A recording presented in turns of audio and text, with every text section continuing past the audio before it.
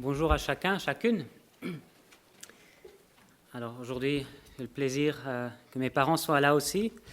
Après une année et demie où ils n'étaient plus venus, on s'est vus, mais où ils n'étaient plus venus jusqu'à là. Mais je crois que si j'avais choisi le sujet, c'est peut-être pas ce sujet-là dont j'aurais parlé en présence de mes parents. Comme vous savez, je prends le texte biblique, je suis d'un dimanche à l'autre, et vous allez vite comprendre pourquoi. Bronnie Ware est une infirmière australienne qui travaille en soins palliatifs, et elle a écrit un livre qui est paru en 2011 et qui s'intitule « Les 5 regrets des personnes en fin de vie ».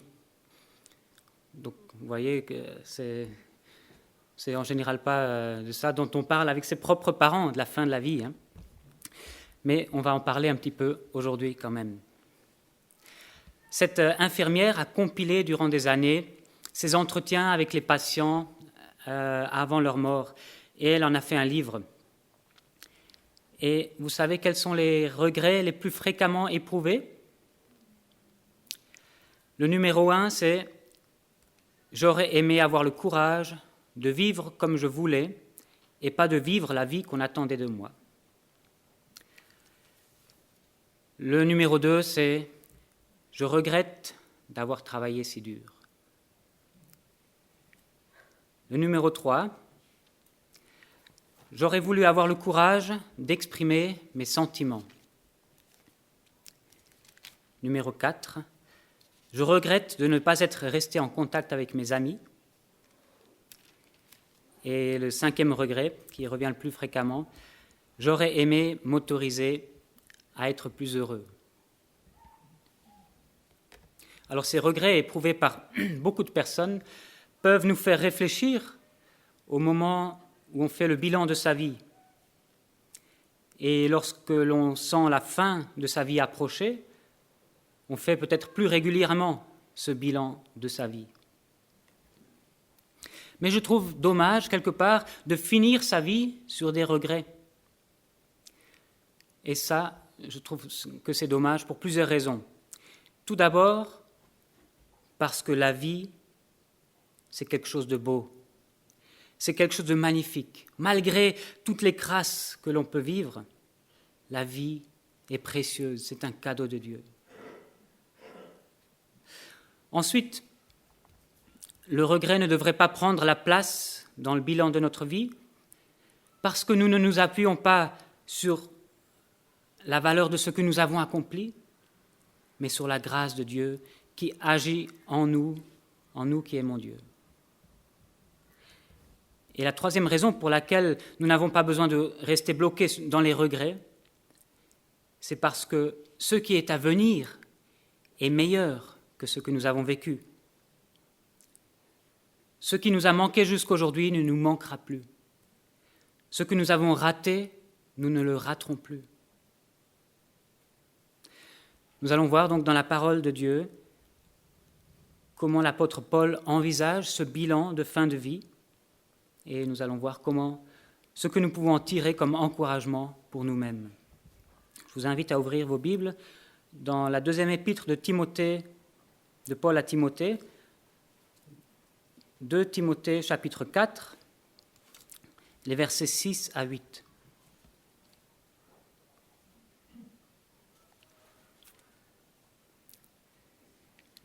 « 2 Timothée 4, les versets 6 à 8. « Car pour moi, me voici déjà offert en libation, et le moment de mon départ approche. J'ai combattu le bon combat, j'ai achevé la course, j'ai gardé la foi. Désormais, la couronne de justice m'est réservée. Le Seigneur, le juste juge, me la donnera en ce jour-là, et non seulement à moi, mais à tous ceux qui auront aimé son apparition. »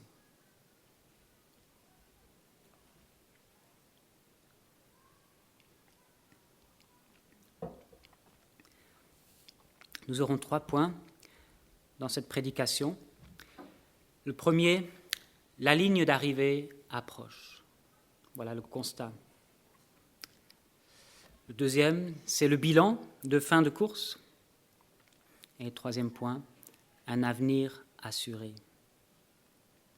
La ligne d'arrivée qui approche. Je relis le verset 6. « Car pour moi, me voici déjà offert en libation, et le moment de mon départ approche. » L'apôtre Paul sent qu'il approche de la ligne d'arrivée.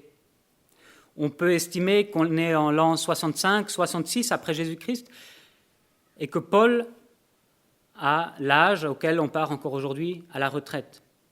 Disons qu'il a 66 ans. Cela fait environ 30 ans qu'il est dans le ministère. L'apôtre Paul est très réaliste quant à sa situation. Ce n'est pas de vieillesse ou de maladie dont il va mourir, mais il est emprisonné et il sait que sa condamnation est proche. Ainsi, il voit sa vie comme offerte en sacrifice. Pas le sacrifice de Jésus que nous venons de célébrer, qui a vocation de nous sauver, mais sa vie est offerte à Dieu à travers son ministère qu'il a eu comme en sacrifice. Paul utilise ici l'image du vin ou de l'huile que l'on verse sur un sacrifice, la libation. Il sent que son martyre est proche et que son sang va être versé sur le sacrifice de sa vie. Il est très réaliste sur cette ligne d'arrivée qui arrive. À la fois, il est très réaliste et à la fois, il n'est pas alarmé. Il est en paix. Il va au-devant de cette ligne d'arrivée sans reculer. Il dit « Mon départ approche ». Ce mot utilisé « départ » est utilisé lorsqu'on délie les amarres d'un bateau. Le bateau part. Ou lorsqu'un soldat plie sa tente. Ce n'est donc pas la fin dans la tête de l'apôtre Paul.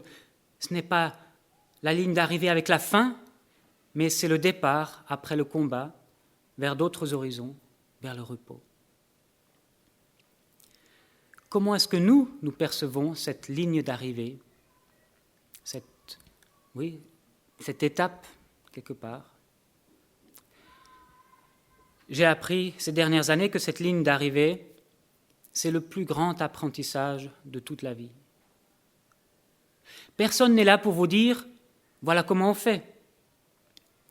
C'est une découverte de choses nouvelles, alors qu'on est dans une période où on voudrait qu'on nous laisse tranquilles avec la nouveauté.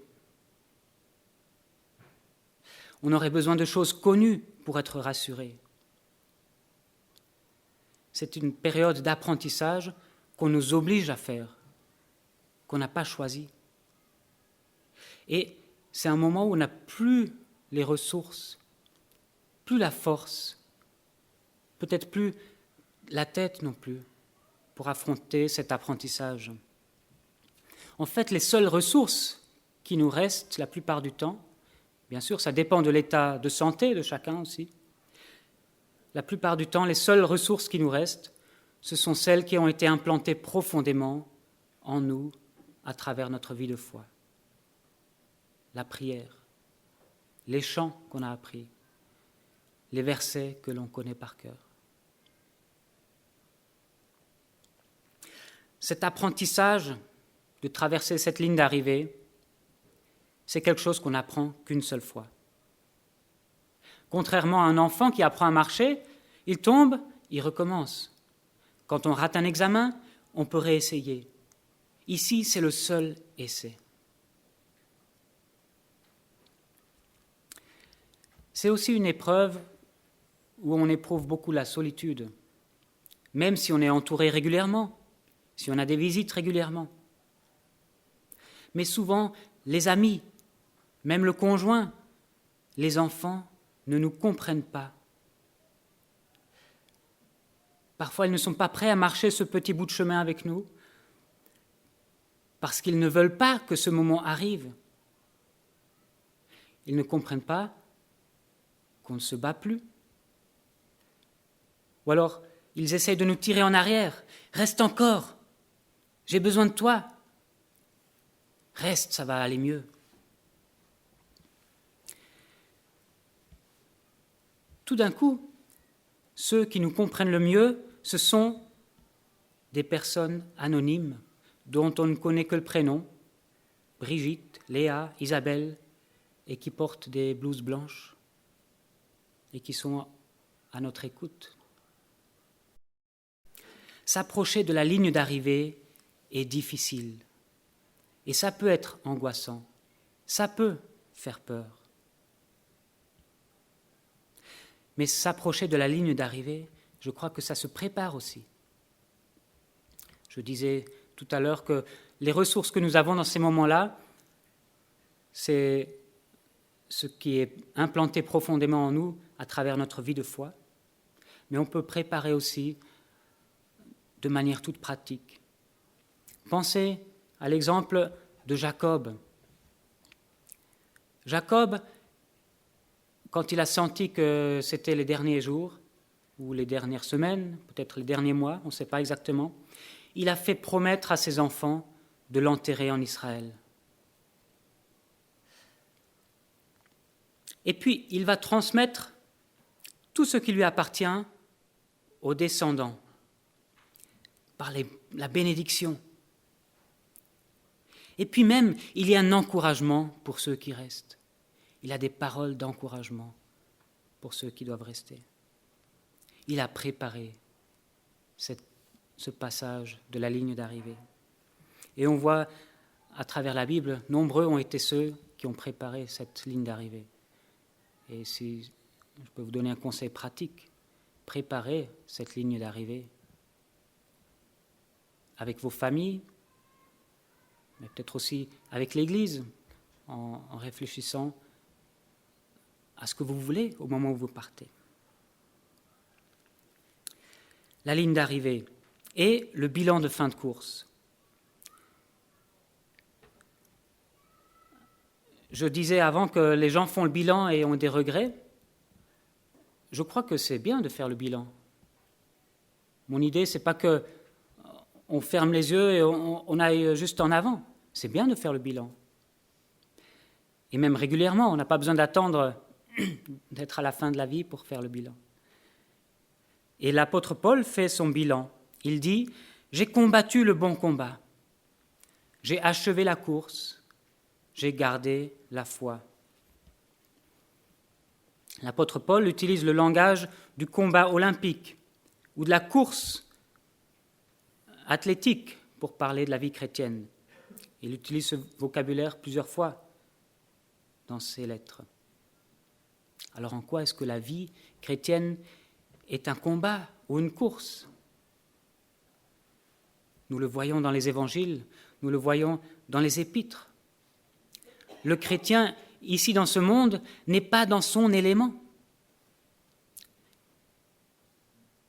Notre élément, c'est quand nous serons réunis avec le Père et avec le Fils.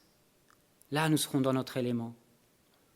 Et ici, en attendant, Jésus nous laisse ici dans le monde, en sachant toutes les difficultés que nous allons rencontrer, toute l'opposition qu'il y aura, parce que nous avons choisi de suivre Christ.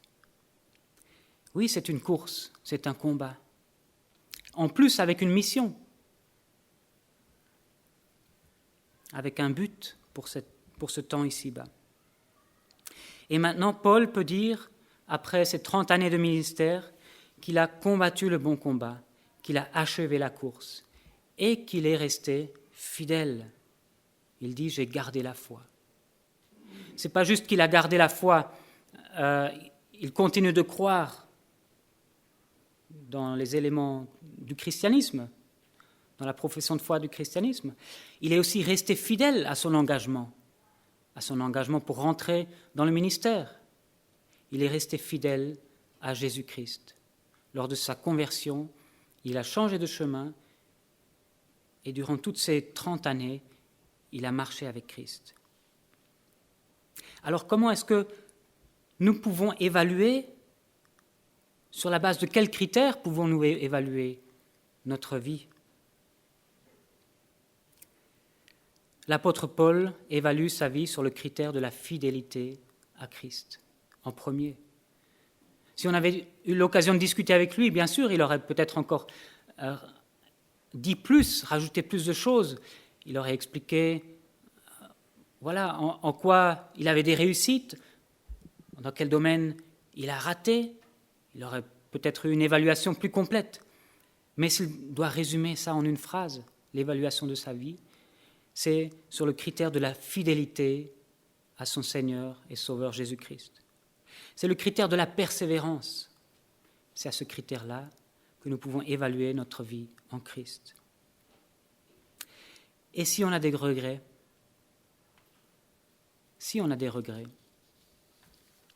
parce que bien sûr, on peut avoir des regrets d'avoir commencé trop tôt à suivre Christ, d'avoir commencé trop tôt à servir Christ, trop tard, d'avoir commencé trop tard à suivre Christ, trop tard à servir Christ,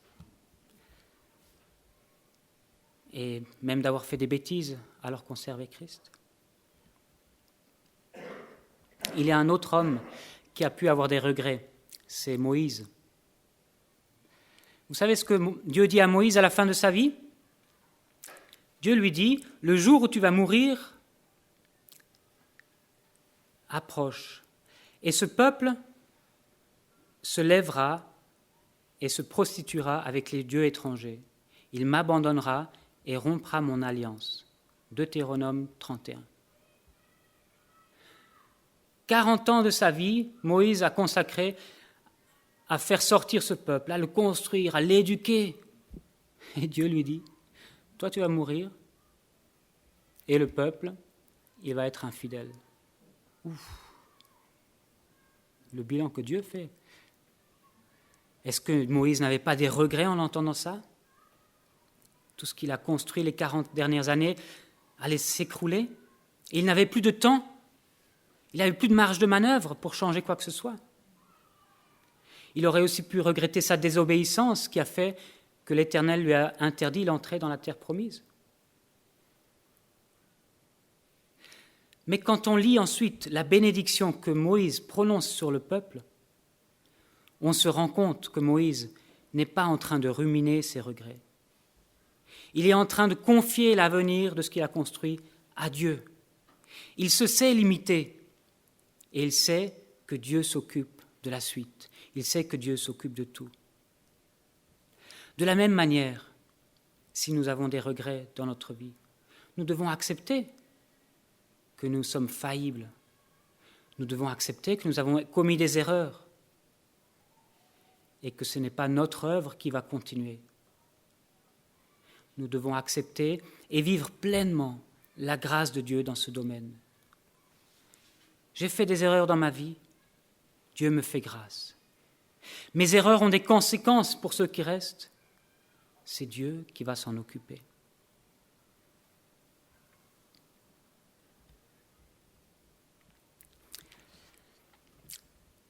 C'est un combat, et si le combat est dur, nous pouvons aussi tourner nos regards vers l'avenir, parce qu'il y a un avenir et une espérance qui n'est pas loin.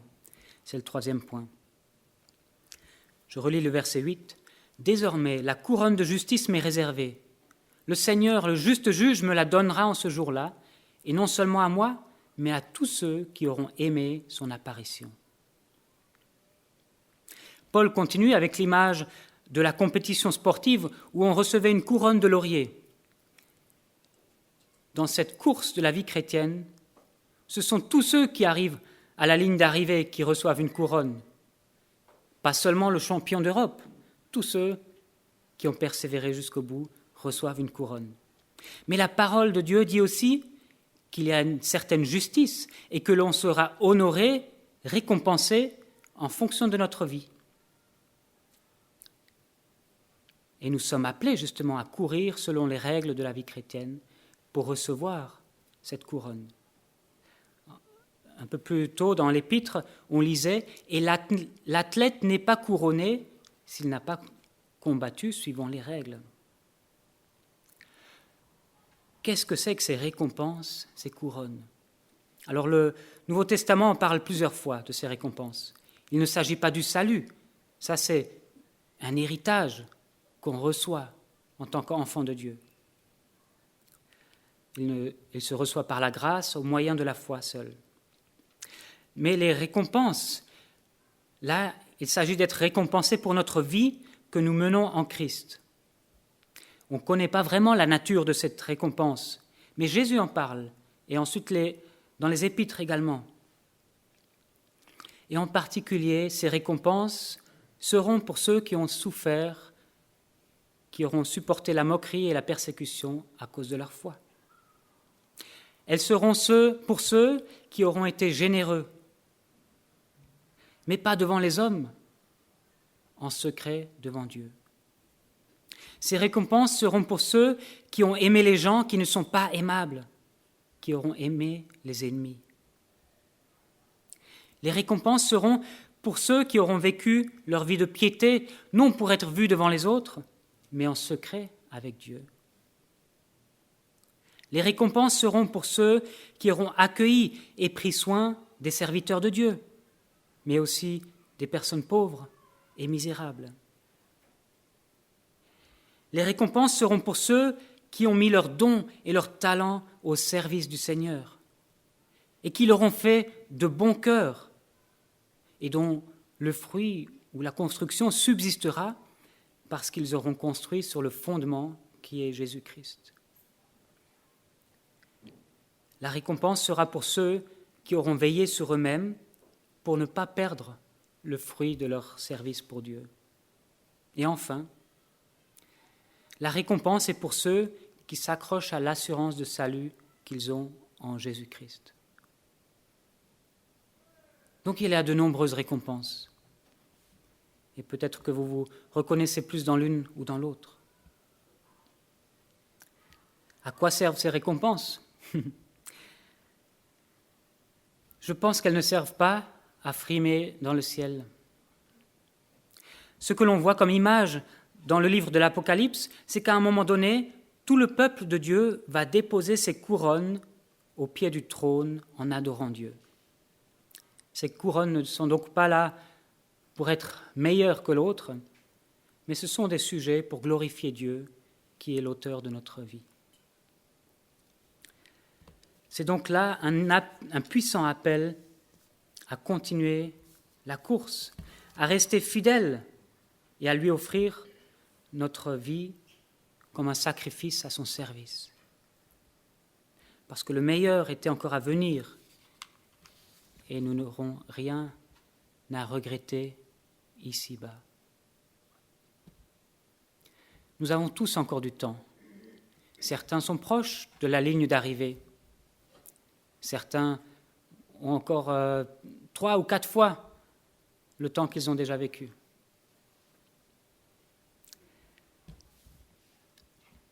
Ne nous laissons pas surprendre par ce bilan de la vie tout à la fin. Réfléchissons aujourd'hui en quoi ce texte doit nous encourager à combattre le bon combat, à courir la bonne course et à garder la foi en Jésus-Christ durant toute notre vie ici sur terre. Amen.